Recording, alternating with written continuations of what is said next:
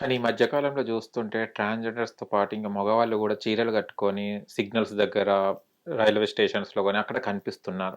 అంటే దీని ద్వారా మీకేమైనా ఎఫెక్ట్ అవుతుందా? ఎవరెవరు చీరలు కట్టుకొని లేదా ఆడవాళ్ళు అడుక్కొని దీని గురించి అంటే that is not at all our piece of cake అంటాను. నేను ఓకే. అంటాను. ఓకే. ఎందుకంటే మేము ఎన్నో వ్యయ ప్రయాసాలతోటి ఎంతో మానసిక సంతులనం ఏర్పరుచుకొని ఇంట్లో నుంచి ఎల్లగొట్టబడినాక మేము మా పైసలు రూపాయి, రూపాయి అడుక్కున్నది సేవ్ చేసుకొని సర్జరీలు చేసుకొని ఇట్లా తయారవుతాం కదా!